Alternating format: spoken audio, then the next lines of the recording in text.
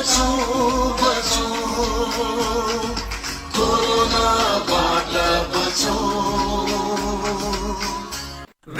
साथी Listen to the radio. Radio साथी 98.6 आवाज विश्वासको तपाईँ हामी सबैको रेडियो साथी. रेडियो साथी Listen to the radio. Radio साथी 98.6 यो हो रेडियो साथी 98.6 मेगाहर्ज आवाज विश्वासको. रेडियो साथी.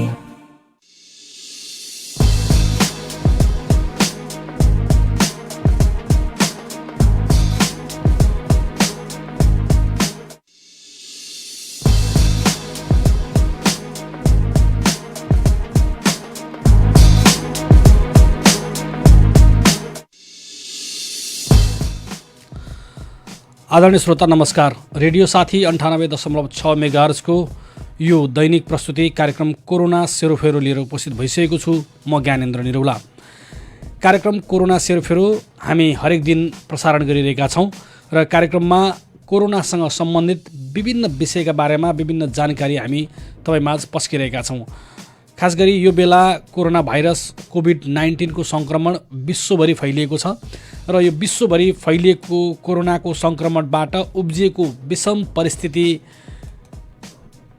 विविध पक्षका बारेमा, त्यसका समाधानका बारेमा, त्यसका सहजीकरणका बारेमा र त्यो ढङ्गको त्यसको चाहिँ अलिक सजिलो हुने गरेका विषयहरू पनि हामी चर्चा गरिरहेका छौँ भने सरकारले लागू गरेका नियम कानुन र सरकारले भनेका कुराहरूको पालनाका लागि पनि हामी तपाईँमा जानकारी गराएका छौँ र विभिन्न पक्षसँग हामी कुराकानी गरेर पनि यो बारेमा जानकारी गराउँदैछौँ कि कोरोनाको सङ्क्रमण कुन अवस्थामा छ र अहिले के भइरहेको छ भन्ने विषयमा जानकारी गराइरहेका छौँ. आज पनि हामी मेची नगरपालिकाले पछिल्लोपटक गरेका निर्णयहरूको बारेमा नगर प्रमुखबाटै उहाँकै नगर प्रमुखकै आवाजमा उहाँ नगरपालिकाका निर्णयहरूको सार्वजनिकीकरण गर्दैछौँ कार्यक्रम मार्फत. त्यसै गरी प्रदेश 1 मा पत्रकारहरूको अवस्था, खास गरी अहिले सुरक्षाकर्मी, स्वास्थ्यकर्मी र सञ्चारकर्मीहरू यो कोरोनाको सङ्क्रमणको नियन्त्रण र जोखिम न्यूनीकरणका लागि फ्रन्टलाइनमा पहिलो रोमा चाहिँ काम गरिरहेका छन्. सञ्चारकर्मी सबै त यति बेला बाहिर आउने अवस्था छैन र बाहिर आउनुपर्ने अवस्था पनि होइन. तथापि पनि केही सञ्चारकर्मीहरू जसले नियमित रिपोर्टिङ गर्नै पर्ने अवस्था हुन्छ, घर बसेर मात्रै हुँदैन. कति त घर बसेर पनि रिपोर्टिङ भइरहेका छन् भने कति अवस्थामा घरमा बसेर मात्रै सञ्चारकर्मीले रिपोर्टिङ गर्न सक्ने अवस्था रहँदैन. त्यो अवस्थामा सञ्चारकर्मीको अवस्था कसरी रिपोर्टिङ गरिरहेका छन् र यसमा चाहिँ सञ्चार क्षेत्रको छात्र संस्था नेपाल पत्रकार महासङ्घले के भूमिका खेलिरहेको छ यो विषयमा पनि हामी आज कुराकानी गर्छौँ. र त्यसै गरी हामी यो अन्य कुराहरू पनि हामी त गर्दैछौँ. कार्यक्रममा मलाई प्रविधिमा साथ दिँदै हुनुहुन्छ प्राविधिक मित्र करिना पौडेल र वन्दना आचार्यले. हामी विश्व सिनारियो हेर्दैछौँ. खास गरी कोरोना सङ्क्रमण जुन डिसेम्बरको अन्तिमतिर चीनको वुहान सहरमा पहिलोपटक मानिसमा कोरोना सङ्क्रमण देखियो कोभिड-19 र त्यस पछाडि विश्व नै यसले, त्यस पछाडि दक्षिण कोरिया, जापान, त्यसै गरी युरोप, अमेरिका हुँदै नेपालमा समेत कोरोनाको सङ्क्रमण देखिसकेको छ. तुलनात्मक रूपमा नेपाल अहिलेसम्म सुरक्षित छ, अहिलेसम्म व्यवस्थित नै छ, अहिलेसम्म त्यति धेरै आत्तिहाल्नुपर्ने डराइहाल्नुपर्ने अवस्था छैन. तर पनि यो सबै कसरी भइरहेको छ भन्दा यो आफै भइरहेको छैन. यो चाहिँ हामी हाम्रो जुन एउटा नियम पालना, लकडाउनमा बस्ने अवस्था, सरकारले बेलैमा लकडाउन गरेको अवस्था, बेलैमा अन्तर्राष्ट्रिय उडानहरू बन्द गरेको अवस्था, यातायात बन्द गरेको अवस्था, यो सबै कुराको जोड्ने, सबै कुराको चाहिँ एउटा संयोगले चाहिँ अहिले हामी त्यति धेरै उच्च जोखिममा छैनौँ. तथापि हाम्रो जिल्लामा पनि, झापा जिल्लामा पनि कोरोनाको सङ्क्रमित 2 जना देखिसक्नु भएको छ भने देशभरि 57 जना चाहिँ मन्त्रालयले पुष्टि गरिसकेको छ. 58 रोगी पनि देखियो भनेर भनिएको छ, तर त्यसको चाहिँ पुष्टि हुन बाँकी छ. सरकारी संयन्त्रबाट पुष्टि भएको छैन. त्यसकारणले अहिले हामीले 57 जना नै भनिरहेका छौँ.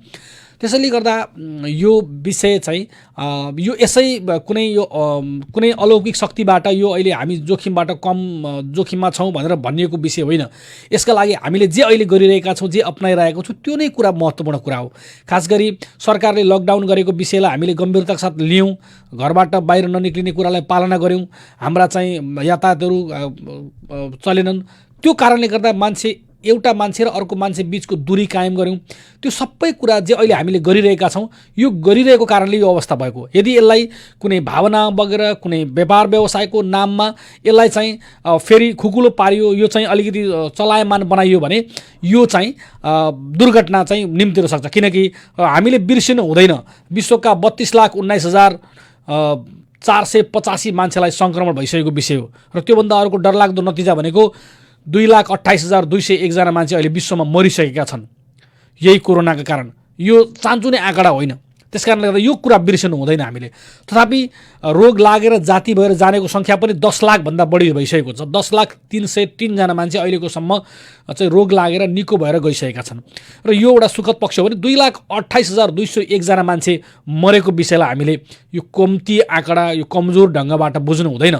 यहाँ अहिले कुनै भावनामा बग्ने, कुनै चाहिँ आवेशमा आएर यो लकडाउनलाई गलत ढङ्गले व्याख्या गर्ने, अनि बिहान पनि हिँड्न पाउनुपर्छ, बेलुका पनि हिँड्न पाउनुपर्छ, सबै व्यापार व्यवसाय सबै सञ्चालन गर्न पाउनुपर्छ भनेर भावनामा बग्ने बेला होइन यो।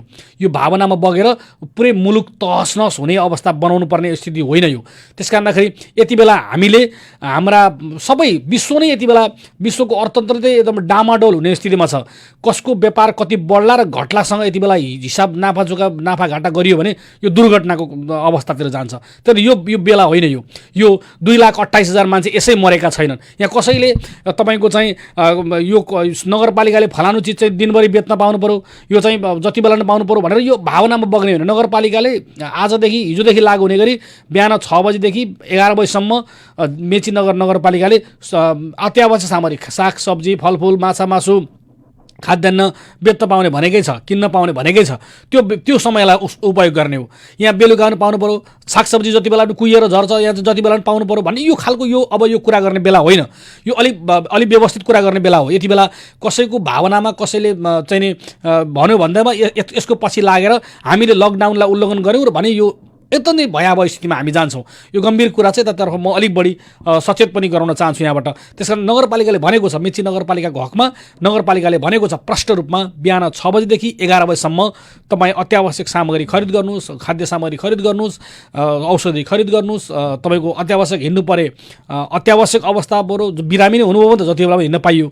तर पनि यदि चेकअपमा फलोअपमा जानु पऱ्यो, औषधि लिन जानु पऱ्यो भने त्यही समयलाई जुन खुला समयलाई उपयोग गरेको छ त्यही समय उपयोग गर भनेको छ। यति बेला सबै कुराको सजिलो हेरियो भने समस्या आउँछ। यो सबै कुराको सजिलो हेर्ने बेला होइन। यति बेला पक्कै पनि अप्ठ्यारो हुन्छ। मान्छे र मान्छे बिचमै उभिने त अप्ठ्यारो छ, मान्छे र मान्छे बिचमै सँगै उभिएर बस्न त गाह्रो बेला हो भने अरू कुराको पछि लाग्नु हुँदैन यस बेला। त्यही बेला यो एउटा गम्भीर परिस्थिति हो। विश्व पृथ्वी नै यति बेला अप्ठ्यारो परिस्थिति छ। तपाईँ हामी स्वाभाविक रूपमा अप्ठ्यारो हुन्छौँ। यो अप्ठ्यारोलाई पालना गर्नुपर्छ। यति बेला म फेरि पनि भन्छु, विश्वमा यति बेला 32,19,485 जना सङ्क्रमित भइसकेका छन्।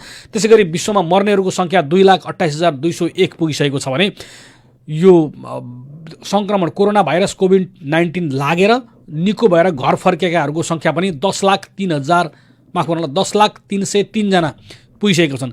यसले गर्दा यो 10 लाखको आँकडा हेर्दा निकै खुसी लाग्छ।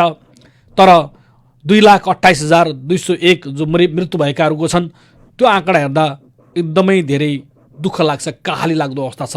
10 लाख अनि 2,28,000 र 32 लाखको बिचमा जुन फरक छ, ती फरक मान्छेहरू अहिले पनि अस्पतालमा बसिरहेका छन्।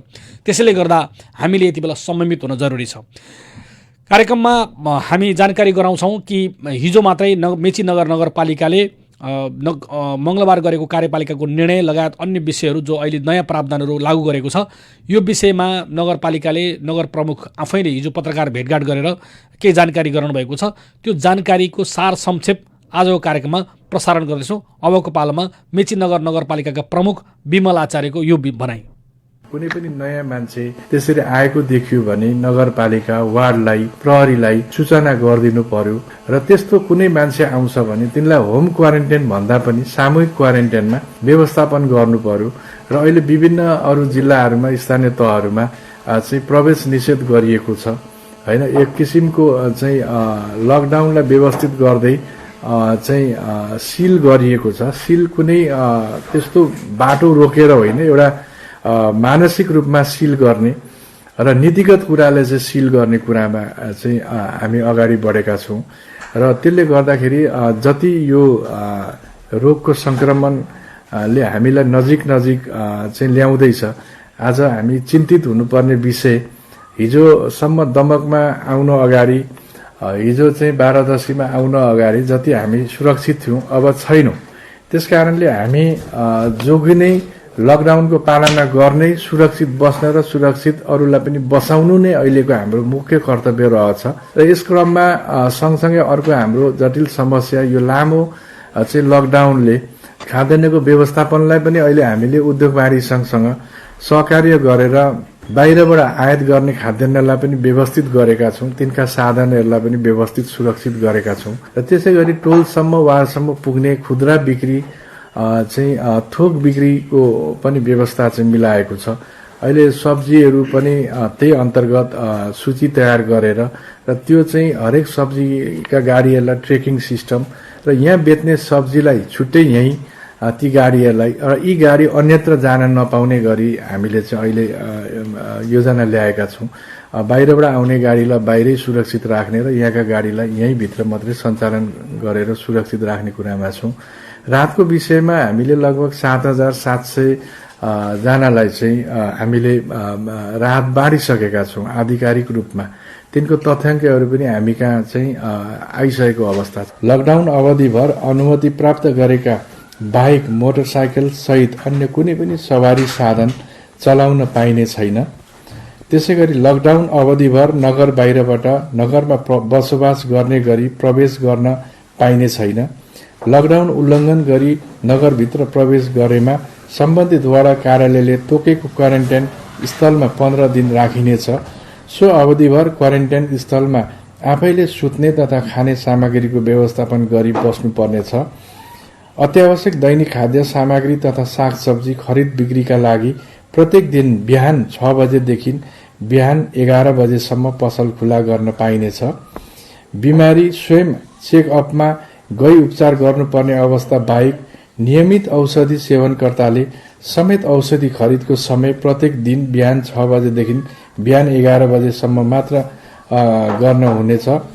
तरकारी, फलफूल, दुग्ध, खाद्यान्न सामग्री होम डेलिभरी गरी बिक्री गर्न पाइनेछ। यसका लागि नगरभित्र मात्र सञ्चालन हुने गरी मेची उद्योग वाणिज्य सङ्घले ढुवानी साधनको अनुमति दिई सोको जानकारी नगर कार्यपालिकाको कार्यालयमा उपलब्ध गराउनु पर्नेछ। यस प्रकारका ढुवानी साधन सञ्चालकको अवधि प्रत्येक दिन बिहान 6 बजेदेखि बिहान 11 बजे मात्रसम्म हुनेछ। मेची नगर बाहिरबाट तरकारी, फलफूल, दूध, माछा, मासु आयात गरी बिक्री वितरण गर्न पाइने छैन।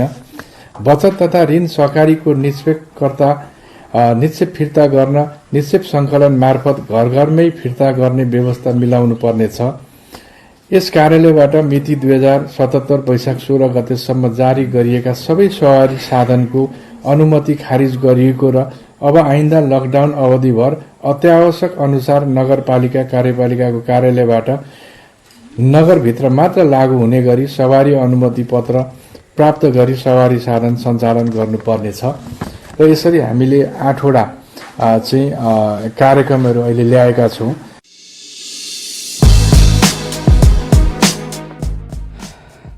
यो थियो मेची नगरपालिकाका नगर प्रमुख विमल आचार्यले हिजो पत्रकार सम्मेलनमा जानकारी गराउनुभएको विषय हामीले तपाईँमा आज प्रस्तुत गरिसकेका छौँ। मेची नगरपालिका जो पूर्व नेपालको सिमानाको क्षेत्रमा पर्छ। मेची नगरपालिकासँग भारतीय सिमाना मात्र 34 किलोमिटर जोडिएको छ। 34 किलोमिटर भारतको सिमाना क्षेत्र पर्छ। मेची नगरपालिकाको 6वटा वार्ड यसमा पर्छन्। त्यसैले गर्दाखेरि यो 6वटा वार्डमा रहेका 34 किलोमिटरको एउटा अलग्गै व्यवस्थापनको लागि मेची नगरपालिका विगतदेखि नै लागिरहेको छ। करिबन 3 महिनादेखि लागिरहेको छ।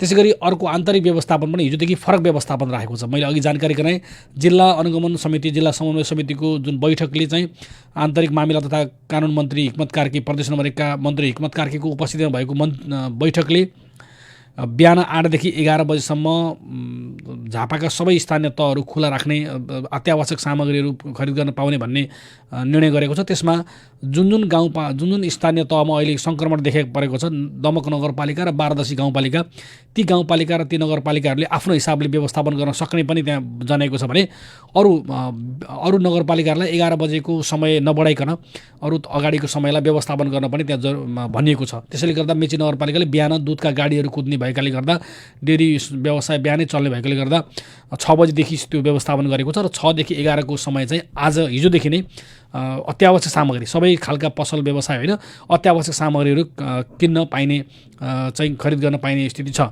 र त्यसका लागि पनि यी बाहिर निक्लिन पाइने अवस्था छ। त्यसैले गर्दा यो समयलाई भरपुर उपयोग गर्न जरुरी छ र यति बेला हामी झापा जिल्लाका बारेमा अन्य अवस्था के छ, खास गरी लकडाउनको पालनाको अवस्था के छ भनेर विषयमा पनि हामी कुराकानी गर्छौँ। आज हामी झापाका सहायक प्रमुख जिल्ला अधिकारी राजकुमार राईसँग पनि कुराकानी गर्ने प्रयास गरिरहेका छौँ र उहाँले पनि हामीसँग समय दिनुभएको छ। यति बेला हामीसँग राजकुमार राई, झापाका सहायक प्रमुख जिल्ला अधिकारी राजकुमार राई हामीसँग जोडिनु भएको छ। र राजकुमार सर, तपाईँलाई कार्यक्रममा स्वागत छ। धन्यवाद। यति बेला रेडियो साथी 98.6 मेगाहर्ज बाट तपाईँ यति बेला अन एयर लाइभ भइसक्नु भएको छ सर। म कार्यक्रममा ज्ञानेन्द्र निरौला छु र अहिले यो लकडाउनको यति लामो दिन भइसक्यो, झापाको अहिलेको अवस्था चाहिँ के छ सर? लकडाउन निकै लामो भइसक्यो भए तापनि झापाको अवस्था राम्रो छ, सन्तोषजनक छ, सकारात्मक छ। जस्तो 2वटा पालिका, खास गरी दमक नगरपालिकाको 3 र बारादशीको 4 मा संक्रमित देखा परिसकेको अवस्था छ। ती क्षेत्रमा चाहिँ अहिले कसरी व्यवस्थापन गरिएको छ?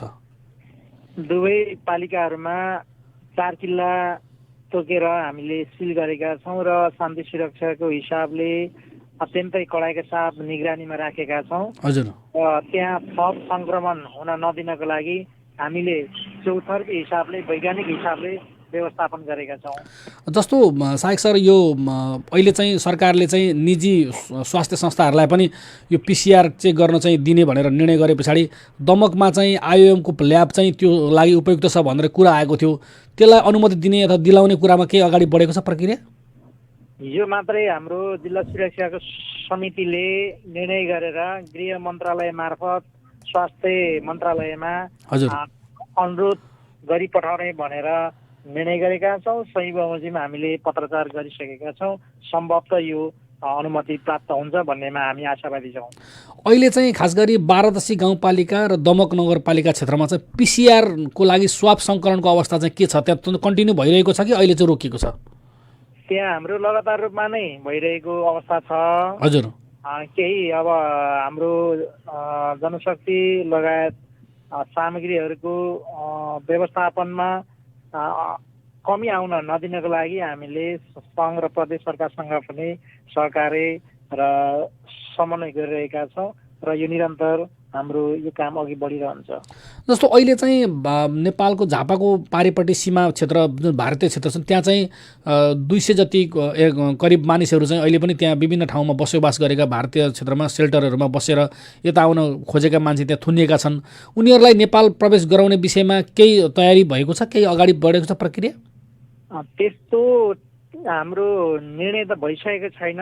आन्तरिक रूपमा हामीले गृह मन्त्रालयसँग समन्वय गरिरहेका छौँ। सम्भवतः यसले केही निकास पाउँछ होला। गृह मन्त्रालयले यो सम्बन्धी ठोस निर्णय गर्छ भन्नेमा हामी आशावादी छौँ। जस्तो सङ्घीय सरकारले त्यो विषयमा निर्णय गर्यो, भारतमा रहेका नेपालीलाई चाहिँ सीमामा रहेका नेपालीलाई नेपाल प्रवेश गराउने भन्ने निर्णय गर्यो भने झापा जिल्लाको तयारी के छ? उनीहरूलाई कसरी व्यवस्थापन गरिन्छ, कसरी प्रवेश गराइन्छ? हामीले लगभग 1500 को हाराहारीमा क्षमता बढाउनको लागि व्यवस्थापन गरिरहेका छौँ। मेची क्याम्पसमा लगायत अन्य कार्यालयहरूमा हामीले क्वारेन्टाइनको व्यवस्थापनको लागि प्रक्रिया बढाइसकेका छौँ, काम गरिरहेका छौँ। हजुर। अनि उनीहरूलाई नाकामै परीक्षण गरिन्छ कि त्यसै छिराइन्छ? यो प्राविधिक विषय भएको हुनाले अब भोलि के हुन सक्छ, हाम्रो पूर्ण गृह कार्य भइरहेको छ। म अहिले ठ्याक्क यो विषयमा भन्न सक्दिनँ। भनेपछि समग्रमा अहिलेसम्म झापा चाहिँ सुरक्षितै छ भन्न सकिन्छ, 2टा सङ्क्रमित देखिए पनि? हामीले सुरक्षित छ भन्ने लागेको छ र सुरक्षित रहनको लागि हामीले जनचेतना लगायत सम्पूर्ण कार्यक्रमहरू पनि स्थानीय तहहरूसँग मिलेर समन्वय गरेर अगाडि बढाइरहेका छौँ। यो हजुरको मिडिया मार्फत पनि सम्पूर्ण झापावासीहरूमा पुनः हार्दिक अपिल पनि गर्न चाहन्छु कि हामी लकडाउनलाई सबै मिलेर सफल बनाउनुपर्छ भन्नेमा म पूर्ण जोडदार साथ अनुरोध पनि गर्न चाहन्छु। जस्तो अहिले चाहिँ पछिल्लो पटक यो लकडाउनको समयलाई पालना गर्नको लागि चाहिँ स्थानीय पालिकाहरूले बिहानको समय चाहिँ खुला 11 बजीभन्दा अगाडिको समय खुला गर्ने र अरू बाँकी समय बन्द गर्ने भनेर एउटा सामूहिक निर्णय पनि जस्तो आएको छ। यो विषयमा चाहिँ यो निर्णय हो कि यो पालिकाहरूले आफैले गरिरहेछन्, के हो यो? यो निर्णय अस्तिको दिन पनि भएको हो र हिजो हामीले जिल्ला सुरक्षा समितिले पनि यो विषयमा निर्णय गरेका छौँ। बिहान 6 बजेदेखि 11 बजे हाम्रा खाद्यान्न लगायत अत्यावश्यक वस्तु बिक्री तथा वितरणको लागि खोल्नेछन्। हजुर। र यो आधिकारिक निर्णय हो। त्योभन्दा 11 भन्दा पछाडि चाहिँ पूर्ण रूपमा बन्द नै हुन्छ। 11 बजे भन्दा पछाडि हाम्रो औषधि पसल बाहेकहरू बन्द हुन्छ। औषधि पसल बाहेक बन्द हुन्छन्। हवस् त, धन्यवाद छ सर समयको लागि। यहाँलाई पनि धन्यवाद। हवस्।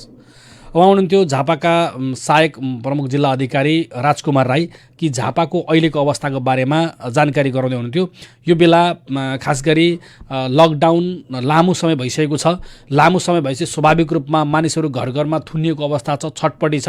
तथापि पनि यसको यो बाध्यात्मक अवस्था हो। फेरि पनि स्मरण गरौँ कि चीनको वुहान सहर जहाँ सबभन्दा पहिलोपटक यो देखिएको थियो कोरोना भाइरस कोभिड-19, त्यहाँका नागरिकले 76 दिन आफूलाई संयमित भएर राखे र अन्तिममा कोरोनालाई परास्त गरेर आज त्यो वुहान सहर पूर्ण रूपमा खुल्ला भएको छ। लकडाउन छैन, त्यहाँ चाहिँ बजारहरू पसलहरू यातायातहरू चलिरहेको अवस्था छ। तथापि पनि सङ्क्रमणको अहिले पनि सङ्क्रमितहरू छन्, तर त्यो नियन्त्रित छन्, नियन्त्रणमा छन्। सरकारले त्यसलाई विशेष व्यवस्थापन गरेको छ।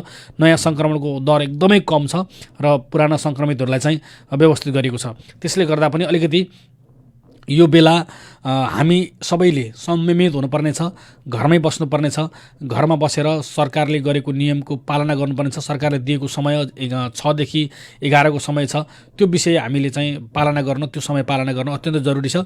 र हामी यति बेला पत्रकार खास गरी स्वास्थ्यकर्मीको धेरै चर्चा छ, सुरक्षाकर्मीहरूको चर्चा छ र सँगसँगै सञ्चारकर्मीहरू पनि यति बेला मानिसलाई यो जानकारी गराउनुपर्ने। यति बेला यो विषम परिस्थिति, सबै कुरा बन्दाबन्दीको अवस्थामा सूचनाको बन्दाबन्दी झन् खतरनाक हुन्छ र सूचना अत्यन्तै जरुरी छ। सूचनाको कारणले गर्दा दुर्घटनाबाट बच्न सकिन्छ। त्यसकारणले गर्दाखेरि सामान्य जानकारी पनि भएन भने त्यसले समस्या ल्याउँछ भनेर सूचनालाई सही ढङ्गले, सुरक्षित ढङ्गले आम नागरिकसँग पुर्याउने जुन जिम्मेवारी सञ्चारकर्मीहरूमा छ त्यो कसरी निर्वाह भइरहेको छ भन्ने विषयमा आज हामी पत्रकार महासङ्घका प्रदेश नम्बर 1 का अध्यक्ष विक्रम लुइटेलसँग हामी सम्पर्क स्थापित गर्दैछौँ। उहाँसँग हामी कुराकानी गर्नेछौँ। खास गरी यो पत्रकारहरू यति बेला कतिको सुरक्षित भएर अगाडि हिँडिरहेका छन्, उनीहरूसँग के कुराहरू छ र सँगसँगै राज्यसँग महासङ्घले के पहल गरिरहेको छ पत्रकारको सुरक्षाका लागि भन्ने विषयमा पनि यति बेला चाहिँ हामी महासङ्घसँग अध्यक्षसँग कुरा गर्छौँ। यति बेला हामीसँग नेपाल पत्रकार महासङ्घ प्रदेश 1 कमिटीका अध्यक्ष आदरणीय विक्रम लुइटेल जोडिसक्नु भएको छ। विक्रम सर, तपाईँलाई कार्यक्रममा स्वागत छ। धन्यवाद। नमस्कार। नमस्कार छ। यति बेला यो विषम परिस्थिति, लामो भइसक्यो लकडाउन, तथापि पनि सञ्चारकर्मीहरूको विशेष चाहिँ जिम्मेवारी छ। उहाँहरू पनि यति बेला अगाडि उभिएर रिपोर्टिङ गर्नुपर्ने अवस्था छ। समग्रमा प्रदेश 1 का सञ्चारकर्मीहरूको अवस्था चाहिँ के छ अध्यक्षजी अहिले? खास गरेर हाम्रो प्रदेशमा अहिले सञ्चालनमा रहेका 108 वटा रेडियो छन्। हजुर। 29 वटा दैनिक पत्रिकामा एउटा मात्रै दैनिक पत्रिका चलिरहेको अवस्था छ। हजुर। साप्ताहिक पत्रिकाहरू पुरै बन्द छन्। हजुर। र अनलाइन मिडियाहरू अनलाइन चाहिँ केही चलिरहेको अवस्था छ, केही भन्दा पनि अधिकांशहरू चलेको अवस्था छ। हजुर। र यो प्रदेशमा 1454 जना पत्रकार महासङ्घसँग आबद्ध पत्रकार र त्यो बाहेकका गरेर करिब 1700 जति पत्रकारहरू मात्रै हुनुहुन्छ र मिडियामा आबद्ध भएका अरू वितरकदेखि लिएर अरू व्यवस्थापकीय रूपमा रहेका सङ्ख्या गर्दाखेरि ठुलो सङ्ख्यामा यो क्षेत्रमा हुनुहुन्छ। हजुर। र अहिलेको कतिपय मिडिया हाउस बन्द भएपछि पत्रकारहरूको अवस्था, कतिपयको रोजगारी गुमेको अवस्था छ भने कतिपय फिल्डमा गएर काम गर्न नसकिरहेको अवस्था छ र कतिपय फिल्डमा गएर काम गर्न इच्छुक हुँदाहुँदै पनि आवश्यक सामग्री र उचित अरू खालका सुरक्षा प्रबन्धको व्यवस्था नहुँदाखेरि काम गर्न नसकिरहेको अवस्था छ। तथापि पनि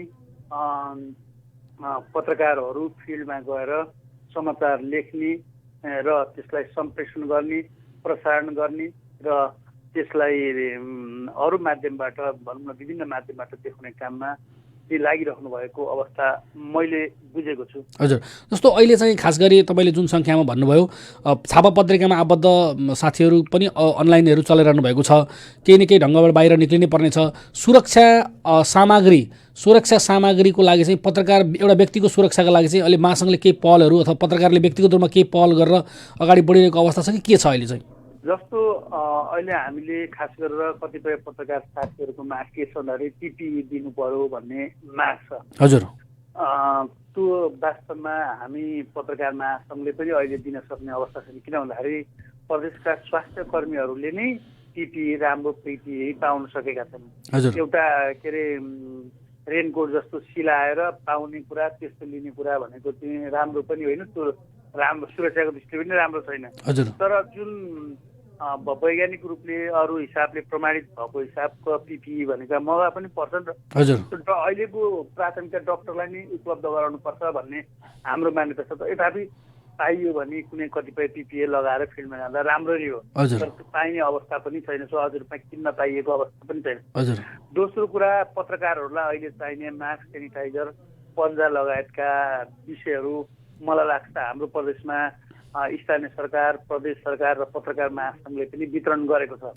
हामीले झापामा मात्रै करिब 150 जनालाई पुग्ने जति मास्क, सेनिटाइजरहरू पत्रकार महासङ्घ र अरू पत्रकार साथी, प्रदेशमा रहनुभएका पत्रकार साथी मार्फत पनि वितरण गरेका थियौँ। तर अब त्यो साधन 3-4 दिनलाई मात्रै हुने, 2-3 दिनलाई मात्रै हुने भयो। तर अब रेगुलर अब लामो समयसँग लम्बेको हुनाले पत्रकार महासङ्घले पनि राम्रो खालको सामग्रीहरू कहाँ पाइन्छ र कसरी व्यवस्थापन गर्न सकिन्छ भनेर सोच्दा पनि त्यो सम्भव भइरहेको अवस्था छैन। तथापि हामीले विभिन्न सरकारहरूबाट मागेर चलाइरहेको अवस्था छ र मलाई लाग्छ प्रदेशभरिका सबै जुन फिल्डमा घटिनुहुन्छ ती पत्रकारहरूका लागि कुनै न कुनै रूपमा स्थानीय सरकार, प्रदेश सरकार र पत्रकार महासङ्घ र त्योसँग आबद्ध संस्थाहरूले केही न केही उपलब्ध गराएको छ, तर पर्याप्त छैन। तर अब पर्याप्त भएन भने पनि के छ भन्दाखेरि हामीसँग भएका जिल्ला तहका महासङ्घहरूले पनि लिस्ट बनाउने र यो पत्रकारलाई यो खालको मास्क यति दिनको लागि व्यवस्था गरौँ, यति सेनिटाइजर व्यवस्था गरौँ भन्ने खालको लिस्टिङ नगर्ने, जसले त्यो त्यहाँ 10 जना अगाडिदेखि त्यो वितरण गरिदिने जुन खालको हाम्रो पनि अव्यवस्थित खालको यो काम गराइछ। त्यसमा म पनि चुकेको होला, भिन्दै कुरो हो। तर हामीले पनि पत्रकारहरूको सुरक्षाको लागि एउटा रणनीतिक हिसाबले एउटा योजनासहित काम गर्न नसकेर पनि कतिपय ठाउँमा गुनासो छ। यद्यपि मास्क र सेनिटाइजरको चाहिँ हाम्रो प्रदेशमा त्यति धेरै खाँचो भएको मैले बुझ्दिनँ। जस्तो अर्को एउटा कुरा छ, जस्तो अहिले चाहिँ ठुलो सङ्ख्यामा भएका पत्रकार सबै फिल्डमा जानु पर्दैन र जो जानुपर्छ उनीहरूले मात्रै सुरक्षित भएर जानुपर्छ भन्ने धारणा चाहिँ त्यो ठाउँमा पब्लिकले पनि भनिरहेका छन्। महासङ्घले चाहिँ यहाँनिर के भनिरहेको छ? होइन, हामीले पत्रकार महासङ्घले पनि केन्द्रदेखि पनि प्रदेशदेखि पनि अरू तहमा पनि के हो भन्दाखेरि पहिलो प्राथमिकता आफू सुरक्षित भएर जाने हो र आफ्नो ज्यान सुरक्षित भयो भने मात्र पत्रकारिता हुन्छ भन्ने विषयमा हाम्रो ध्यान केन्द्रित छ। जस्तो कुरो अब फिल्डमा जाँदा पनि साथीहरू मिलेर जाने, 2 जना थोरै, 3 जना कति हुन्छ थोरै जाने, अनि सुरक्षित भएर जाने, त्यही भिजुअलहरू बाँड्ने, त्यही न्युजहरू बाँड्ने। किनभने यो अहिले के भन्दाखेरि मान्छे बाँच्नुपर्ने पहिलो प्राथमिकता छ। यो अरू बेलाको आन्दोलन जस्तो, अरू बेलाको चुनाव जस्तो, अरू कुनै मुभमेन्ट जस्तो कुनै खालको यस्तो खालको मुभमेन्ट होइन। यसमा तपाईँलाई ज्याकेट लगाउने अनि फोटो खिच्ने र अनि फिल्डमा गएर अनावश्यक रूपमा देखाउनु पर्ने अवस्था छैन। पत्रकार महासङ्घले पनि अत्यावश्यक देखाउनु पर्ने, जानुपर्ने ठाउँमा जानुहोस् तर सुरक्षित भएर जानुहोस् भनिरहेको छ। तर हामीले के भनिरहेको छ भने जस्तो कतिपय साथीहरूलाई घरमै बसेर न्युज लेख्दा पनि हुन्छ, तर साथीहरू फिल्डमा गइदिने अनि के अरे जथाभावी रूपमा चाहिँ हिँडिदिने गरेको पनि पाइएको हुनाले हामीले घरिघरि सजग पनि गराएका छौँ कि तपाईँको फिल्डमा जानु पर्दैन, तपाईँले घरबाटै रिपोर्टिङ गर्न सक्नुहुन्छ भने घरबाटै रिपोर्टिङ गर्नुहोस् भनिरहेका छौँ। तर कतिपय साथीहरूलाई पुरानो आन्दोलनको चुनावको जस्तो चाहिँ लागिरहेको हुनाले पनि कतिपय साथीहरू मोटरसाइकलमा हिँडिदिने, अरू हिसाबको जस्तो हिँडिदिने गरेको हुनाले त्यस्तो कुरामा चाहिँ हामीले त्यो भरसक नजानुहोस् भनेर आह्वान पनि गरेका छौँ। विज्ञप्ति मार्फत पनि आह्वान गरेका छौँ। कतिपय साथीलाई मौखिक रूपमा पनि भनेका छौँ। कतिपय साथीहरूलाई अरू खालका अनौपचारिक फोरमहरू, मिटिङ भन्नु अनौपचारिक मिटिङ भनेको अहिले डिजिटल संवादहरू, यस्तो संवादहरू पनि भनिरहेको अवस्था छ। हजुर, भनेपछि अहिले पत्रकारको सुरक्षा चाहिँ मुख्य कुरा हो भन्ने नै हो महासङ्घको धारणा पनि अहिले? पत्रकारको सुरक्षा महत्त्वपूर्ण हो भन्ने नै हामीले राखेका छौँ र त्यो अनुसारको हामीले यहाँका सरकार अरू तहलाई पनि आग्रह गरेका छौँ पत्रकारको सुरक्षामा पनि ध्यान दिनु पर्यो भनेर माग गरिरहेका छौँ। तर त्यो जति गर्नुपर्ने हो त्यो गर्न सकेको अवस्था चाहिँ छैन। जस्तो अर्को एउटा पेचिलो विषय भनेको चाहिँ अब यो लकडाउनको अवधि त अहिले चलिरहेको छ, योभन्दा पछाडि पनि लामो समयसम्म चाहिँ सञ्चार गृहहरू चाहिँ निकै धराशय हुने, मुलुकै धराशय हुने स्थिति छ आर्थिक रूपमा। सञ्चार गृहहरू पनि अब अहिले सबै विज्ञापनहरू बन्द छन्, कुनै व्यापार व्यवसाय छैन। यो पछाडि चाहिँ सञ्चार गृह धराशय भयो भने त्यो सञ्चारकर्मीहरू पनि त्यसको चपेटामा पर्ने खतरा छ। त्यसप्रति चाहिँ महासङ्घले के अवस्था बनाइरहेछ, के धारणा बनाइरहेछ? जस्तो अब हामीले के भनिरहेका छौँ भने तपाईँलाई सञ्चार क्षेत्रलाई सरकारले पनि सहुलियत दिने, राहत दिने खालको कामहरू ल्याउनु पर्यो भनेर, कार्यक्रमहरू ल्याउनु पर्यो भनेर प्रदेशमा हामीले पिएफटी मार्फत भेटेर प्रदेशका जिम्मेवार मन्त्री मुख्यमन्त्रीलाई ध्यान आकर्षण गराइरहेका छौँ। हजुर। र अहिले यो जुन लकडाउनको पिरियडमा हाम्रो चाहिँ केही न केही कुनै न कुनै रूपमा चलिरहेका मिडियाहरूलाई थोरै भए पनि सपोर्ट गर भन्ने हिसाबले प्रदेश सरकारलाई भनेका छौँ। र हामीले कुनै पनि मिडिया सञ्चालन नगरिकन अरूको मिडियामा काम गरिरहेका श्रमजीवी, खास श्रमजीवी पत्रकारलाई पनि केही न केही सहयोग गर्नुपर्छ भनेर भनेका पनि छौँ। र त्यो खालको व्यवस्थापनमा हामी आफै पनि जुटेका छौँ, पत्रकार महासङ्घ पनि। तर अब हाम्रोमा के छ भन्दाखेरि कुनै श्रमजीवी पत्रकार मलाई सङ्कट पर्यो, मलाई अप्ठ्यारो पर्यो भनेर च्यानलली कुरा गर्ने भन्दा पनि सामाजिक सञ्जालमा लेख्ने अनि अरू मिटिङ छलफलमा कुरा नगर्ने पत्रकार महासङ्घ नआउने भएको हुनाले पनि त्यस्ता पत्रकारलाई सहुलियत गर्नको लागि, केही सहयोग गर्नको लागि अहिले पत्रकार महासङ्घलाई पनि अप्ठ्यारो भएको छ।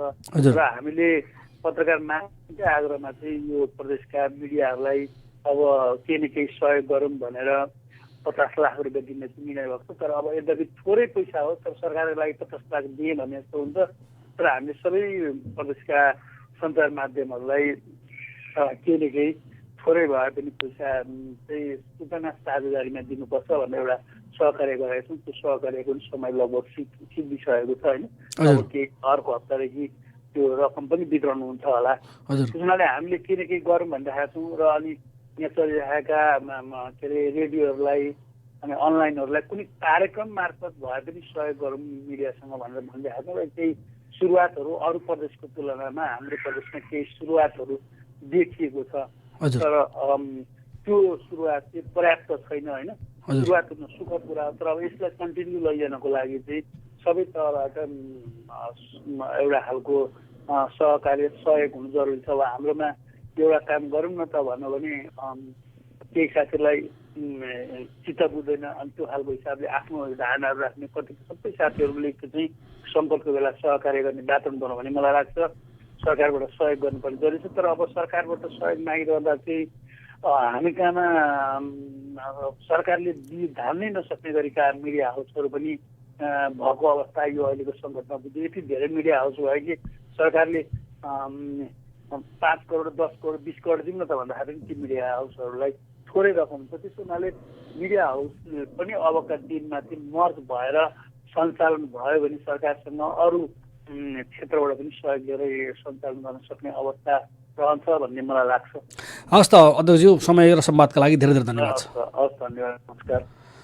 उहाँ हुनुहुन्थ्यो नेपाल पत्रकार महासङ्घ प्रदेश 1 का अध्यक्ष विक्रम लैटेल र उहाँले हामीसँग टेलिफोनमा कुराकानी गर्दै हुनुहुन्थ्यो। र यो अवस्था हेर्दाखेरि यति बेला सञ्चारकर्मी पनि जोखिममै छन्। खास गरी तपाईँलाई व्यक्तिगत अनुभव पनि सुनाउँ कि कारण विशेषले हिँड्नै पर्छ, नहिँडौँ भनौँ तर पनि हिँड्नै पर्छ। हिँडेपछि केही मान्छेहरूसँग नजिक पुगि नै हालिन्छ, किनभने अब त्यो रिपोर्टिङको क्रममा हुन्छ। सब धेरै कुरा टेलिफोनबाट गर्न सकिँदैन, कहिलेकाहीँ नजिकै जानुपर्छ, कुराकानी गर्नुपर्छ। त्यो हाम्रो जस्तो प्रविधिको कमजोर अवस्था छ हाम्रो देशमा, त्यहाँ सबै कुरा चाहिँ भर्चुअल गर्छु भन्न सकिँदैन। त्यसैले गर्दा त्यो बेलामा पनि एउटा आफ्नै जोगिनलाई पनि धेरै चाहिँ कोसिस गरिरहेका छौँ। र खास गरी हरेक दिन बेलुका घर पुग्दा मैले सङ्क्रमण पो बोकेर ल्याएँ कि कोभिड-19 मैले लिएर आएँ कि घर परिवारलाई सारेँ कि भन्ने पनि एउटा त्रास चाहिँ आफूमा हामीमा भइरहेको अवस्था छ। त्यो बावजुद पनि हामी आम नागरिकले घरमा बसेर पाउने सूचनाको बारेमा हामी सचेत छौँ र सही सूचना जनतासम्म पुर्याउनुपर्छ र सूचनाको खडेरी हुन दिनु हुँदैन भनेर हामी लागिरहेको अवस्था छ। खास गरी सामुदायिक रेडियो प्रसारक सङ्घले एउटा पहल गर्यो कि देशैभरिका सामुदायिक रेडियो कर्मीहरू जो अहिले फिल्डमा खटिरहेका छन् उनीहरूलाई चाहिँ सुरक्षित राख्नको लागि N95 मास्क र केही ग्लोभ्सहरू चाहिँ पन्जाहरू चाहिँ वितरण गर्यो। खास गरी प्रदेश 1 का केही जिल्लाहरूमा रेडियो साथी मार्फत पनि वितरण गर्ने काम भइरहेको छ। हिजो मात्रै इलामका 2टा रेडियोलाई N95 मास्क पठाइसकेको छ। आज हामी मोरङ, सुनसरी, धनकुटा र ताप्लेजुङ 5 थरका रेडियो कर्मीहरूलाई त्यो मास्क N95 मास्क पुर्याउने अभियानमा छौँ, पुर्याउने कोसिस गरिरहेका छौँ। सम्भवतः आज र भोलिमा त्यो पुर्याउने कोसिस हाम्रो छ। हामी निरन्तर त्यसमा लागिरहेका छौँ। यति बेला सञ्चार क्षेत्रकै कुरा गर्ने, सञ्चार संस्थाहरूको कुरा गर्ने हो भने अहिले व्यापारिक प्रतिष्ठानका विज्ञापनहरू पूर्ण रूपमा बन्द छन्। केही सूचनाहरू छन्, केही स्थानीय तहका सूचनाहरू छन् र केही सीमित कार्यक्रमहरू मात्रै छन्। अरू कार्यक्रमहरू, अरू सूचनाहरू पूर्ण रूपमा बन्द भएका कारणले गर्दाखेरि यो लकडाउन पछि पनि रेडियो, अनलाइन, टेलिभिजन, पत्रिका सञ्चालन गर्ने कुरा अत्यन्तै जोखिम छ। त्यसैले यति बेला म यहीँबाट आह्वान गर्छु, यति बेला तपाईँलाई सञ्चारगृहको भूमिका ठिक लाग्छ, तपाईँ जसले रेडियो सुनिरहेको जो श्रोता हुनुहुन्छ, अहिले रेडियो साथी सुनिरहेको श्रोताहरू, तपाईँलाई लाग्छ भने तपाईँ आम नागरिकको तर्फबाट पनि यति बेला आफ्ना नजिकका सञ्चारगृहहरूलाई तपाईँको पनि भर्तेक यति बेला आवश्यक छ। तपाईँले पनि यति बेला सहयोग गरेर रेडियोहरूलाई चलाउनु पर्ने, अनलाइनहरूलाई चलाउनु पर्ने, टेलिभिजनहरूलाई चलाउनु पर्ने अवस्था छ। यदि तपाईँलाई रेडियोहरूले सही सूचना दिइरहेका छन्, रेडियोहरूले जनताको लागि खबरदारी गरिरहेका छन्, राज्यसँग सूचना मागिरहेका छन्, सूचना हामीसँग पुर्याइरहेका छन्, रेडियो चाहिन्छ, रेडियो बिनाको समाज कल्पना गर्न सकिँदैन भन्ने हो भने, रेडियो साथी पनि चाहिन्छ भन्ने हो भने पनि तपाईँले पनि सहयोग गर्नुपर्ने स्थिति छ। तपाईँ सम्पूर्णको सानो सानो सहयोगले यी रेडियोहरूलाई बचाउन सकिन्छ। अहिले यसलाई यो विषम परिस्थितिलाई अगाडि बढाउन सकिन्छ। किनकि रेडियो सबै कुरा ठप्प भए पनि रेडियोको नियमित सञ्चालन त गर्नै परेको छ, रेडियोको नियमित खर्चहरू त भइ नै रहेको छ। त्यसैले गर्दा पनि यो बेला कुनै अप्ठ्यारो नमानिकन मलाई यहीँबाट भन्न कुनै अप्ठ्यारो छैन कि तपाईँ आम नागरिकले पनि यति बेला रेडियोहरूलाई चाहिँ चलाउनलाई पनि तपाईँको पनि सहयोग छ। तपाईँको सानो सानो भनिन्छ, थोपा थोपाबाट समुद्र बन्छ भनिन्छ। त्यसै गरी सानो सानो सहयोग यति बेला तपाईँ सम्पूर्णको हजारौँ लाखौँको सानो सानो सहयोगले यो रेडियो सहजै बाँच्न सक्छ, चल्न सक्छ। भोलिको दिनमा तपाईँलाई चाहिएको सूचना दिन सक्छ, तपाईँको आवाजलाई यसले बुलन्द गर्न सक्छ। हामीले त सुरुदेखि नै भनेका छौँ, हाम्रो स्लोगनै छ आवाज विश्वासको। हामी अविश्वसनीय कामै गर्दैनौँ, हामी तपाईँको विश्वसनीय काम गर्छौँ र हामी प्रमुख त स्थानीय स्तरको कुरालाई उठाउँछौँ। त्यसमा तपाईँको प्रचार हुनसक्छ, त्यसमा तपाईँको खबरदारी हुनसक्छ। सबै सूचना, सबै समाचारले तपाईँलाई मन लागेको कुरा मात्रै आउँदैन। कहिलेकाहीँ तपाईँलाई यो नबजे हुन्थ्यो भन्ने कुरा पनि बच्छ, किनकि त्यो सबैका लागि हो। तपाईँ कुनै कुरा तपाईँलाई यो बज्नै पर्छ भन्ने लागेको थियो, ठिक गर्यो भनेर आएको थियो, त्यो पनि बच्छ। कहिलेकाहीँ यो चाहिँ नबजे हुन्थ्यो भन्ने त्यो पनि बच्छ, किनकि यो चाहिँ हाम्रो निश्चित विधि छ, विधान छ, निश्चित सरकारको कानुन छ, नेपाल सरकारको संवैधानिक अधिकार छ। त्यो सबै कुरालाई विचार गरेर हामी समाचार र कार्यक्रमहरू प्रसारण गरिरहेका छौँ, सूचनाहरू प्रसारण गरिरहेका छौँ। त्यसैले गर्दा यति बेला आम नागरिकको तर्फबाट, आम श्रोताको तर्फबाट पनि यति बेला सानो सानो सहयोगका लागि तपाईँको दिल खुला हुनुपर्छ, तपाईँको हृदय खुला हुनुपर्छ। अनि मात्र यी रेडियोहरू, यी सञ्चार संस्थाहरू बाँच्न सक्छन्, ताकि भोलिको दिनमा गएर तपाईँलाई चाहिएको बेला पनि यसले, अहिले पनि तपाईँलाई चाहिएको छ, कुनै बेला तपाईँलाई नचाहिन पनि सक्छ। तर जति बेला चाहिन्छ त्यति बेला यी रेडियोहरू बन्द भइसकेका हुनेछन् भने तपाईँको आवाज यति बेला बोल्ने कोही हुनेवाला छैन। त्यसैले गर्दा आम सञ्चार संस्थाहरू चलाउन लागि यति बेला राज्य जति जिम्मेवार छ, यति बेला विभिन्न प्रतिष्ठानहरूले विज्ञापन दिएर सहयोग गरिरहेका जुन जिम्मेवारी थियो, त्योभन्दा बढी जिम्मेवारी अहिले आम नागरिकमा आएको छ। किनकि राज्यको पनि सीमितता छ, अरू अब प्रतिष्ठानहरू बन्द भएर यहाँ विज्ञापन बजाउने कुरा रहेन।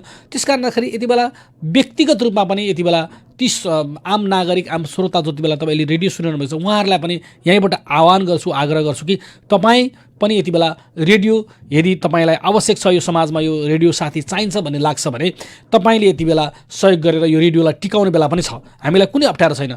यति बेला हामी मात्रै होइन, विश्व नै सङ्कटमा छ, मुलुकै अर्थतन्त्र चाहिँ अप्ठ्यारो स्थितिमा छ।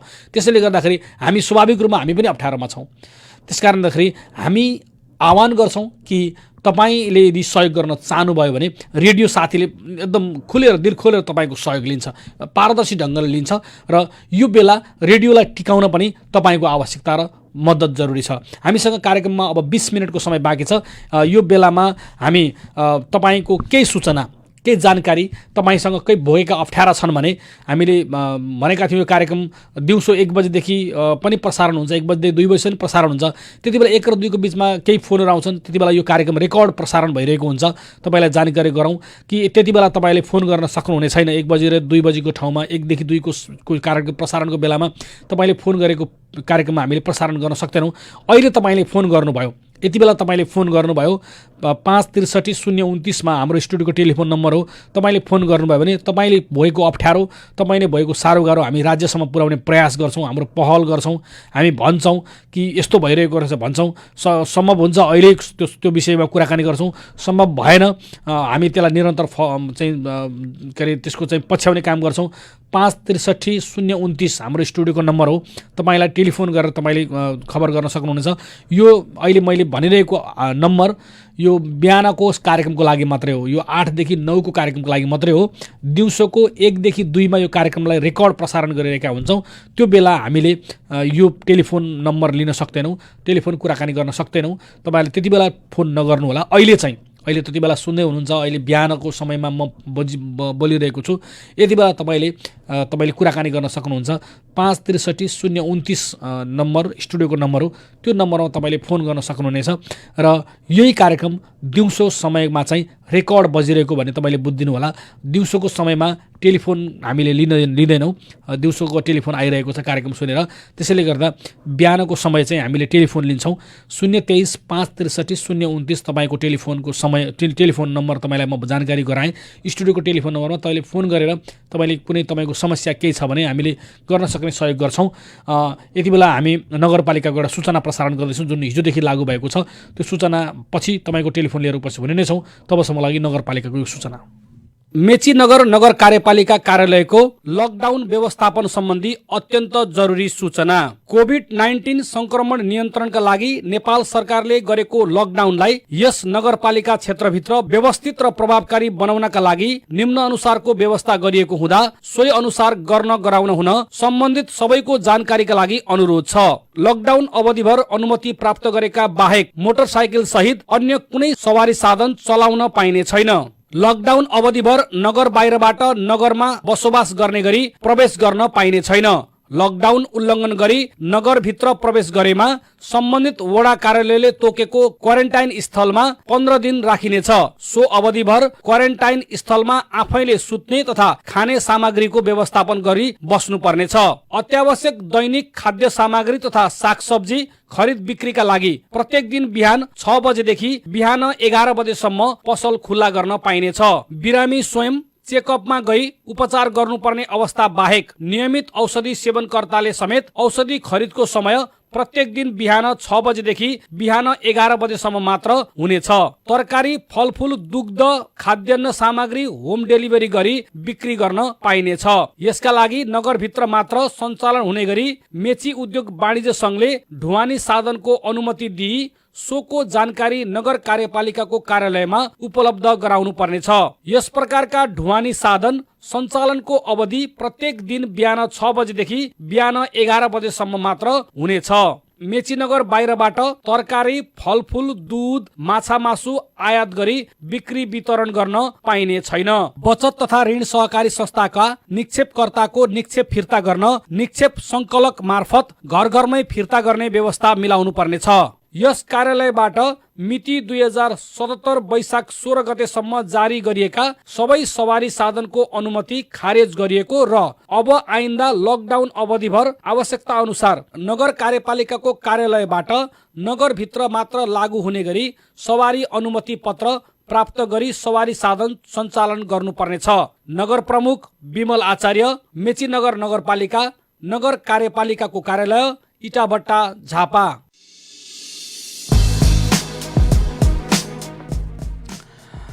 नगरपालिकाको यो सूचनापछि तपाईँलाई कार्यक्रम कोरोना सेरोफेरोमा स्वागत गर्छु। म ज्ञानेन्द्र निरोला साथमा छु र यति बेला हामीले आज मेची नगरपालिकाका नगर प्रमुख विमल आचार्यको आवाज प्रसारण गऱ्यौँ। त्यसै गरी नेपाल पत्रकार महासङ्घ प्रदेश एका अध्यक्ष विक्रम लुटेलसँगको कुराकानी प्रसारण गऱ्यौँ। त्यसै गरी सहायक प्रमुख जिल्ला अधिकारी झापाका सहायक प्रमुख जिल्ला अधिकारी राजकुमार राईसँगको झापाको अहिलेको अवस्थाको बारेमा जानकारी गऱ्यौँ, कुराकानी गऱ्यौँ। त्यति बेला तपाईँ यति बेला हामी स्टुडियोको नम्बर हामीले खुला गरेका छौँ। 023-563-029 यो टेलिफोन नम्बर हो। यो नम्बरमा तपाईँले अहिले फोन गरेर खास गरी बिहानको कार्यक्रम 8 देखि 9 को कार्यक्रममा यो नम्बरमा तपाईँले फोन गरेर तपाईँले आफ्नो समस्या अप्ठ्यारो राख्न सक्नुहुनेछ। दिउँसो पनि यो कार्यक्रमलाई हामीले रेकर्ड गरेर पुनः प्रसारण गर्छौँ र पुनः प्रसारण गरेको बेलामा हामीले त्यो नम्बरमा तपाईँलाई हामीले सम्पर्क लिन सक्दैनौँ। अहिले बिहानको 8 देखि 9 को कार्यक्रममा चाहिँ तपाईँले यो कार्यक्रम यो प्रसारणको बेला भएको बेला यो प्रत्यक्ष प्रसारण भएको बेलामा तपाईँले 023 563 029 हामीसँग 10-12 मिनट मात्रै समय बाँकी छ 023 563 029 नम्बरमा तपाईँले फोन गरेर हामीसँग तपाईँको आफ्नो अप्ठ्यारो साह्रो गाह्रो तपाईँले भोगिरहेको समस्या केही छ भने कुनै जानकारी छ भने तपाईँले दिन सक्नुहुनेछ र त्यति बेला हामी तपाईँको फोन लिनेछौँ। तर दिउँसोको पुनः प्रसारण भएको समय फेरि पल्ट दोहोऱ्याउँछु, हामी यो कार्यक्रममा दिउँसो 1 देखि 2 पनि पुनः प्रसारण गर्छौँ।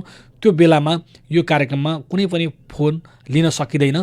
तर बिहानको समय 8 देखि 9 को कार्यक्रम जुन प्रत्यक्ष प्रसारण हुन्छ त्यो समयमा हामीले यो कार्यक्रममा 023 563 029 मा हामीले टेलिफोन तपाईँले गर्नुभयो भने हामी तपाईँको समस्या अप्ठ्यारो साह्रो गाह्रो हामी लिन्छौँ। यति बेला हामीसँग कोही श्रोताको फोन आइरहेको मैले जानकारी पाइरहेको छु। मलाई प्राविधिक मित्र करिना पौडेलले जानकारी दिनुहुन्छ। कहाँबाट को हुनुहुन्छ उहाँलाई स्वागत गरौँ। हेलो हजुर नमस्कार। नमस्कार, कहाँबाट को बोल्नुभयो? मेचीनगर 1 निन्दाबाट बोलेको। हजुरको नाम? नरेन्द्र प्रसाद ढकाल। नरेन्द्र प्रसाद ढकाल, के छ तपाईँको के समस्या छ? यो बानिया सङ्घले कि सुगत मूल्यको सामानहरू पठाएको भनेर भन्छ, तर हाम्रातिर आएन। पसलमा दिएर चाहिँ कालाबजारी गरिराखेको छ। के हो यो भनेको चाहिँ बाणी उद्योग मेची उद्योग बाणी सङ्घले जुन पसल सुपथ पसल चलाइरहेको छ गाउँमा त्यो पुगेन निन्दातिर पुगेन। ल्यायो दोकानमा बाँडेर चाहिँ अनि उनीहरूले कमिसन धेर बेसी दाममा बेचिराखेका छन्। हामीहरूले किसानले चाहिँ किनेर खान पाइन्न। भनेको किसानले चाहिँ सिधै किन्न पाएन, दोकानमा लगेर छोडे। पसलमा लगेर छोडे। पसलमा चाहिँ गाउँमा डुलाएन। त्यस कारणले गर्दाखेरि हामी यो विषयमा मेची उद्योग बाणी सङ्घको पदाधिकारीसँग हामी कुराकानी गर्छौँ कि मेची नगर 1 को निन्दा सिरानमा किन पुगेन।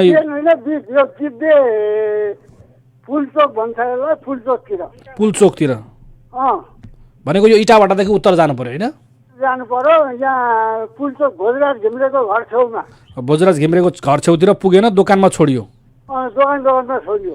हस् त यो विषयमा हामी जानकारी गराउँछौँ। मेची उद्योग बाणी सङ्घसँग हामी कुराकानी कोहीले जिल्ला सिरानतिर पाए, हामीहरूले यो बीच गाउँमा चाहिँ पाइएन। क्या ढकालले चाहिँ आउँदैछ सामान तिमीहरू रेडी भएर बस्छ भन्नुभयो, भरे तर आएन। हस् त यो विषय के भएको रहेछ हामी जानकारी लिन्छौँ है त। उहाँ हुनुहुन्थ्यो नरेन्द्र प्रसाद ढकाल, मेची नगर 1 निन्दाबाट। त्यो क्षेत्रमा घर घरमा पुगेन अरे, त्यहाँबाट सामान किन्न पाइएन। अहिले चाहिँ दोकानमा लगेर छोडेर हामीलाई चाहिँ चर्को मूल्यमा पर्यो भनेर उहाँले जानकारी गराउनु उहाँले भन्नुभयो। र यो हामीसँग यति बेला 563 029 को नाम 029 हामीसँग टेलिफोन खुला छ। हामीसँग 2 टेलिफोन नम्बर भएकोले गर्दा हामी 563 029 मा हामी आम जनताको आवाज लिन्छौँ। र हामी मेची उद्योग बाणी सङ्घको पदाधिकारीसँग सम्पर्क प्रयास गर्दै हुनुहुन्छ सहकर्मी जिआर धिताल र करिना पौडेल। प्राविधिक मित्र करिना पौडेलले चाहिँ यो विषयको बारेमा हामी मेची उद्योग बाणी सङ्घका कोही पदाधिकारीसँग, खास गरी अध्यक्षज्यू जिम्मेवार अध्यक्षज्यू हुनुहुन्छ त्यहाँ, त्यसै गरी महासचिवज्यू कोहीको हामी सम्पर्कमा हुनेछौँ।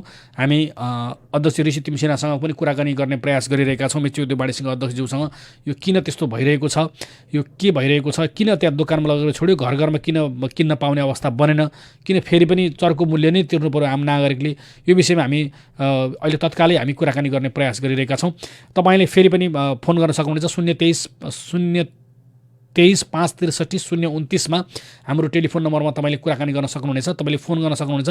तपाईँको कुनै साह्रो गाह्रो अप्ठ्यारो अवस्था छ भने हामी त्यसमा सहजीकरण गर्ने प्रयास गर्छौँ कि समस्यामा रहनुभएका आम नागरिकलाई यति बेला लकडाउनको बेलामा रेडियो मार्फत कुनै सहजीकरण गर्न सक्यो भने त्यसले चाहिँ सहयोगको भूमिका निर्वाह गर्छ, सहयोग नै हुन्छ भन्ने ठानेर पनि यो कार्यक्रम कोरोना सेरोफेरो हामीले प्रसारण गरिरहेका छौँ। खास गरी कोरोना सेरोफेरो कार्यक्रम कोरोनासँग केन्द्रित कार्यक्रम हो। कोरोनासँग विविध विषय जोडिएका छन्। आम मान्छेको जीवन जोडिएको छ।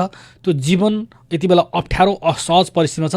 त्यो अप्ठ्यारो असहज परिस्थितिमा कसरी जीवनलाई सहज बनाउने भन्ने विषयमा पनि हामीले यो कार्यक्रम मार्फत सहजीकरण गर्ने प्रयास गरिरहेका छौँ। त्यसैले गर्दा पनि यो बेलामा अलिकति तपाईँ सम्पूर्णको सूचना तपाईँले कुनै सूचना दिनुभयो भने त्यो ठुलो यति बेला चाहिँ सहजीकरणको सहयोगी भूमिका हुन्छ। किनभने तपाईँ हामीलाई थाहा नभइकन हामीले कसरी कुरा गर्न सक्छौँ। यति बेला हामीसँग मेची उद्योग बाणी सङ्घका अध्यक्ष ऋषि तिमसेना जोडिसक्नु भएको छ। हामी उहाँसँग कुराकानी गर्छौँ। यति बेला ऋषि तिमसेनाज्यू तपाईँलाई कार्यक्रममा स्वागत छ। धन्यवाद। यति बेला यो मेची उद्योग वाणिज्य सङ्घले गर्दै गरेको विषयमा जानकारी आयो। हामीले यति बेला कार्यक्रम कोरोना सेरोफेरो हरेक दिन बिहान 8 बजेदेखि 9 बजेसम्म प्रसारण गर्छौँ। यति बेला आम जनताको कुराकानी लिन्छौँ, सम्बन्धित पक्षको कुराकानी लिन्छौँ। भर्खरै एकजना मेची नगर 1 निन्दाबाट भोजराज घिम्रेउ घरछेउबाट नरेन्द्र प्रसाद ढकाल भन्ने व्यक्तिले फोन गर्नुभयो र उहाँले चाहिँ के भन्नुभयो भने मेची उद्योग वाणिज्य सङ्घले सुपथ मूल्य जुन सञ्चालन गरिरहेको छ, घर घरमा पुर्याइरहेको छ, त्यो एकदमै राम्रो छ। तर त्यो क्षेत्रमा चाहिँ कुनै दोकानमा लगेर छोडियो र हामीले फेरि पनि चर्को मूल्यमा तिर्नु पर्यो, हामीले चाहिँ घरमा पाएनौँ, नजिकै पाएनौँ भनेर भन्नुभयो। यो के भइरहेको छ अध्यक्षज्यू? हामीले त अब टोलमा सबैतिर खबर गरेकै थियौँ। हजुर। अब कसरी त्यहाँ सामञ्जस्य भएन त्यो कुरा त म बुझौँला। हजुर। अब भित्री बाटोहरूमा चाहिँ अब कहीँ नपुगेको हुनसक्छ। हजुर। सकेसम्म हामीले अब हामीलाई सम्पर्क भएर हामीले टोलमा खबर गरेको र त्यहाँ चाहिँ स्थानीय जनप्रतिनिधि मार्फत हजुर यो क्षेत्र चाहिँ आवश्यकता छ भन्ने हिसाबले कुरा आएको ठाउँमा चाहिँ हामीले पुर्याएकै छौँ। जस्तो अब अहिले पनि त्यो काम त निरन्तर चलिरहेको होला होइन? अहिले पनि निरन्तर चलिरहेको छ। तर अब आजदेखि नगरपालिकाले नयाँ जुन आएको छ त्यसले चाहिँ हामीलाई असर गर्ने देखिएको छ। भनेको 6 देखि 11 नै चलाउनु पर्यो? 6 देखि 11 बजे नै चलाउनु पर्यो। अब त्यसमा हामीले कतिको जुटेर लाग्न सक्छौँ बिहान 6 बजेदेखि, त्यो अब आजलाई चाहिँ हामीले रोकिएको छ। त्यो आज चाहिँ छैन। यदि फेरि त्यस्तो जाने भयो भने निन्दातिर पनि जाओस्, त्यही अनुरोध गर्छु। हवस् त अध्यक्ष, धन्यवाद छ। हस् त। यति बेला हामीसँग मेची उद्योग वाणिज्य सङ्घका अध्यक्ष ऋषिराज तिमसेना हुनुहुन्थ्यो र नरेन्द्र ढकालजीले सुन्नुभयो होला कि अब आज त वितरण बन्द रहेछ, किनकि नगरपालिकाले नयाँ कार्यतालिका बनाएको छ। बिहान 6 देखि बिहान 11 बजीसम्म मात्रै सबै खालका चाहिँ गाडीहरू चल्न पाइने र सबै खालको मतलब अत्यावश्यक सेवाका चाहिने र उद्योग वाणिज्य सङ्घले सञ्चालन गरेको सुपथ मूल्यको घर घरको पसल पनि त्यही समयमा चलाउनु पर्ने नियम बनाएको छ नगरपालिकाले। त्यसले गर्दा अप्ठ्यारो परेको छ। बिहानै 6 बजी जुटेर अनि सामग्री भेला गरेर गाउँ गाउँमा पुर्याउने कुरा कतिको सजिलो छ भन्ने कुरा अध्यक्षज्यूले गरिसक्नुभयो। फेरि पनि वितरण पक्कै सुरु हुन्छ, त्यसको व्यवस्थापन होला र त्यो व्यवस्थापन हुँदाखेरि निन्दाको यो क्षेत्र मेची नगर 1 को निन्दा क्षेत्रमा पनि पुर्याउने प्रतिबद्धता अध्यक्षज्यूले व्यक्त गरिसक्नु भएको छ। हाम्रो चाहिँ नरेन्द्र ढकालज्यूको प्रश्नको उत्तर आयो भन्ने मलाई लागेको छ। त्यसै गरी हामीसँग 7 मिनटको मात्रै समय बाँकी छ। हामी तपाईँलाई जानकारी गराउँ कि हामी तपाईँको अप्ठ्यारो साह्रो गाह्रो कुनै छ भने हामी सहजीकरण गर्ने प्रयास गरिरहेका छौँ। 023 563 029 मा तपाईँले टेलिफोन गरिदिनु भयो, तपाईँले भनिदिनु भयो, तपाईँले कुनै विषयको जानकारी मात्रै गराइदिनु भयो भने यति बेला सजिलो हुन्छ। यति बेला थुप्रै नगरका जनप्रतिनिधिहरूले यो कार्यक्रम सुनिरहनु भएको छ। हामीलाई त विश्वास छ, उहाँहरूले भनिरहनु भएको छ कि बिहान तपाईँको कार्यक्रम सुनिरहेका छौँ हामी नियमित रूपमा भनेर भन्नुभएकोले गर्दा म यति विश्वासका साथ भन्दैछु। यति बेला थुप्रै जनप्रतिनिधिले यो कार्यक्रम सुनिरहनु भएको हुन्छ। थुप्रै वडा अध्यक्ष, थुप्रै वडा सदस्य, नगरका अरू कार्यपालिका सदस्य, प्रमुख उपप्रमुख लगायत केही नियमित रूपमा यो कार्यक्रमहरू सुनिरहनु भएको कारणले गर्दा पनि तपाईँले जानकारी मात्रै गराउँदा पनि त्यो कुरा चाहिँ सिधै नगरपालिकासम्म पुग्ने, सिधै स्थानीय सरकारसँग पुग्ने अथवा त्यस्तो सहजीकरण हामीले तत्कालले गर्नु पर्यो भने हामीले तत्काल अहिले जसरी उद्योग वाणिज्यको अध्यक्षसँग टेलिफोन गरेर कुराकानी गऱ्यौँ त्यस्तै हामी तत्काल समाधानको प्रयास पनि गरिरहेका छौँ। समाधान त नभनौँ, सहजीकरणको प्रयास पनि गरिरहेका छौँ कि हुन सकेको कुरा चाहिँ अहिले आएका कुरा अहिले नै हामी त्यसलाई समाधान गरौँ, सहजीकरण गरौँ भन्ने लागिरहेको छ। तर सधैँ त्यो सम्भव हुँदैन। सम्भव भएसम्म हामी त्यो गर्छौँ। तथापि पनि तपाईँले उठाएको विषय हामी निरन्तर हाम्रो सूचीमा पर्छ र निरन्तर त्यसको लागि हामी काम गरिरहेका हुन्छौँ। त्यसका लागि तपाईँले 023 563 029 मा टेलिफोन गर्नुपर्ने हुन्छ। यो नम्बरमा टेलिफोन गरेपछि तपाईँले आफ्नो अप्ठ्यारो साह्रो गाह्रो केही भए तपाईँले टिपाउन सक्नुहुनेछ, हामीसँग कुराकानी गर्न सक्नुहुनेछ। हामी त्यसको लागि सहजीकरणको प्रयास गरिरहेका छौँ र यसमा प्रमुख जिम्मेवार निकायहरूसँग हामी गजगजाइरहेका छौँ। त्यो जिल्ला प्रहरी हुनसक्छ, इलाका प्रहरी कार्यालय हुनसक्छ, जिल्ला प्रशासन कार्यालय हुनसक्छ, नगरपालिका हुनसक्छ, वडा कार्यालयहरू हुनसक्छन्, अरू कार्यालयहरू हुनसक्छन्, अन्य थुप्रै कृषि कार्यालय हुनसक्छ, अरू थुप्रै कार्यालय हुनसक्छन्। यति बेला सबैले यो लकडाउन अवस्था पालना गर्दै हामीले अर्को एउटा जानकारी लिनुपर्ने कुरा, हाम्रा गाउँहरू, हाम्रा खेतहरू बाँझो राख्नु हुँदैन। हाम्रा कृषि कर्महरूलाई सरकारले भनेको छ कि सरकारको मापदण्ड जुन निश्चित दूरीमा बसेर मान्छे बिचको दूरी कायम गरेर काम गर्ने कुरा, त्यसलाई रोक्नु हुँदैन। किनकि कृषि कर्महरू रोकियो भने त्यो ठुलो दुर्घटना हुन्छ। यो लकडाउन त कुनै न कुनै दिन कर खुल्ला, कोरोनालाई त कुनै न कुनै दिन जितौँला हामी, तर भोकलाई जित्ने हामी त्यति बेला सामर्थ्य राख्छौँ कि राख्दैनौँ? हो, त्यो भोकलाई जित्नको लागि चाहिँ हाम्रा खेतहरू यति बेला रोपिने बेला छन्, यति बेला बिउ राख्ने बेला हुन आँटेको छ, यति बेला मकैहरू भाँचिरहेको अवस्था छ। यी सबै काम चाहिँ अहिले ठप्प गर्नु हुँदैन। त्यसकारणखेरि हाम्रा ग्रामीण क्षेत्रमा हाम्रा कृषक कृषक दाजुभाइ हामी किसानहरू चाहिँ यति बेला खेतमा हाम्रो निश्चित दूरी कायम गरेर हामीले चाहिँ काम गर्नै पर्छ। यो भएन भने अर्को ठुलो भयावहको सामना चाहिँ हामीले गर्नुपर्छ। त्यसैले गर्दाखेरि आखिरमा यस्तो लकडाउनको बेलामा विश्व नै यति बेला कोरोनाको एकदम चपेटामा परेकोलाई नि खानु त पर्दो रहेछ। स्थानीय तहले हजारौँ लाखौँ करोडौँ खर्च गरेर आफ्ना नागरिकलाई राहत त बाँडिरहेकै छन्। किन्नेहरूको लागि निश्चित समयको लागि किन्न व्यवस्था गरिदिएकै छ। आखिरमा अन्ततगत खानेकुरा जीवन बाँच्ने कुरा नै रहेछ। अरू कुरा अहिले यति बेला सबै चिजहरू बन्द छन्। तपाईँ सिनेमा हलहरू बन्द छन्, पसलहरू डिस्कोहरू बन्द छन्, बारहरू बन्द छन्, रमाइलो गर्ने अरू साधनहरू बन्द छन्। तर पनि जीवन त चलाउनै परेको छ, चलिरहेकै छ। यति बेला हामी भन्छौँ कि यति बेला मन्दिरको ढोका समेत बन्द छ। जहाँ हामीले आस्थालाई पूजा गर्छौँ, जहाँ हामी आराधना गर्छौँ, जहाँ श्रद्धा गर्छौँ, ती ढोकाहरू मन्दिरका ढोकाहरू समेत बन्द भएको अवस्थामा यति बेला मान्छेको पेट र मुख त बन्द हुन सक्दैन। मान्छे त जीवन चलाउनै पर्छ। त्यसकारणले गर्दाखेरि मन्दिरको ढोका बन्द भएको बेलामा सञ्चार संस्थाको ढोका खुल्ला राखेर तपाईँको जीवन सहज बनाउने, तपाईँलाई बाँच्ने बनाउनेको लागि हामीले सहजीकरण गरिरहेका छौँ। त्यही बेला हामी भन्छौँ मन्दिरका ढोकाहरू त बन्द छन्, तर सञ्चार संस्थाको ढोका कहिल्यै बन्द हुँदैन। तपाईँ आम नागरिकका लागि यति बेला हामी मनबाटै श्रद्धा गर्दछौँ हाम्रा भगवान, हामी जे मान्छौँ उहाँहरूलाई। तर सञ्चार गृहहरूले तपाईँलाई तपाईँको सूचनाका लागि, तपाईँको बाँच्न पाउने अधिकारका लागि, तपाईँले खान पाउने अधिकारका लागि सदैव हामी आवाज बुलन्द गरिरहेका छौँ। त्यसैले गर्दाखेरि तपाईँको जीवन सुरक्षित गर्न पनि हामी यति बेला हाम्रो ठाउँबाट लागिरहेका छौँ। त्यसैले तपाईँको सहयोग हामीलाई, हाम्रो सहयोग तपाईँलाई, हरेकलाई सबैलाई सहयोग गरेर एउटा समभाव राखेर राज्यका नियमहरू पालना गरेर यति बेला यो सङ्कटको यो विषम परिस्थितिलाई हामीले टार्नु छ। जसरी पनि टार्नु छ। भोलिको दिन सुन्दर भविष्यका लागि, सुन्दर बिहानीका लागि, एउटा सुनौलो कोरोना रहित नेपालका लागि, कोरोना रहित विश्वका लागि हामीले प्रतीक्षा गर्नु छ। त्यसका लागि हामीले मान्छे र मान्छे बिचको दूरीलाई घटाउनै छ, पर पार्नै छ। हामी हिँड्ने कुरालाई कम गर्नु नै पर्नेछ। किनकि यो अप्ठ्यारो परिस्थिति, यो कालो समयको पछाडिपट्टि, यो कालो समयको अगाडिपट्टि उज्यालो समय छ। एउटा प्रकाश आउनेछ, उज्यालो दिन आउनेछ र हामी सबै सुरक्षित भएर हिजो जसरी हामी खुल्ला रूपमा बाँचेका थियौँ, हिँडेका थियौँ, डोलेका थियौँ, त्यस्तै दिन पक्कै आउनेछ। त्यो दिनको प्रतीक्षाका लागि पनि अहिले हामीले संयमित हुनैपर्नेछ। त्यो निश्चित छ, त्यो कुनै न कुनै दिन आइहाल्छ, नजिकै आउँछ। हामी लकडाउनलाई पालना गर्नुपर्नेछ। यति बेला सरकारले पनि केही सोचेर यो नियमहरू लागू गरिरहेको छ। यतातर्फ पनि सबैलाई केन्द्रित गर्दै तपाईँ आम समुदाय जसले रेडियो सुनिरहनु भएको छ, तपाईँलाई पुनः आह्वान गर्छु कि घरमै बस्नुहोस्, एकदम आफ्नो परिवारसँग बस्नुहोस्, अत्यावश्यक काम बाहिर ननिक्लिनुहोस्, तर पनि कृषि कर्ममा चाहिँ लाग्नुहोस्। त्यति बेला घरभित्रै बसेर कृषि कर्म गर्न सकिँदैन। हाम्रा खेतहरू, तपाईँ मात्र होइन, मेरो पनि खेतहरू बाँझो हुनुभयो भने भोलि खानाबाट बाँचिन्छ। कोरोनाबाट जितिएला, कोरोनालाई त परास्त गरिएला, कोरोनाबाट बाँचिएला, तर खान पाइएन भने भोलि भोका पेटहरूले जीवन चलाउन सक्दैनन्। त्यसैले गर्दा पनि हाम्रा कृषि कर्मलाई अत्यन्तै धेरै महत्त्व दिएर त्यसको निश्चित हामीले मापदण्ड पुरा गरेर चलाउनुपर्छ, सञ्चालन गर्नुपर्छ र हाम्रा खेतहरूमा धान उमार्नुपर्छ, धान फलाउनुपर्छ, हाम्रा मकैहरू फलाउनुपर्छ, कोदो फलाउनुपर्छ, गहुँहरू फलाउनुपर्छ, सब्जीहरू फलाउनुपर्छ, हाम्रा चाहिँ अन्य बालीहरू फलाउनुपर्छ र हामी समृद्ध मुलुकको लागि, समृद्ध किसान नभइकन, समृद्ध कृषि कर्म नभइकन अब मुलुक समृद्ध बन्नेवाला छैन। त्यतातर्फ पनि तपाईँ सम्पूर्णलाई ध्यान आकर्षण गराउँदै अन्त्यमा फेरि एउटा आह्वान गर्छु कि रेडियो तपाईँका लागि आवश्यक छ भन्ने लाग्छ भने तपाईँलाई यति बेला तपाईँको रेडियोलाई सहयोगी भूमिका निर्वाह गर्ने बेला आइसकेको छ। त्यसैले तपाईँ सम्पूर्णलाई एकपल्ट रेडियो साथीलाई सहयोगका लागि आह्वान गर्दै म कार्यक्रम सुनेर साथ दिनुहुने सम्पूर्ण श्रोतालाई हार्दिक धन्यवाद दिँदै हामीसँग टेलिफोनमा कुराकानी गर्नुहुने पत्रकार महासङ्घ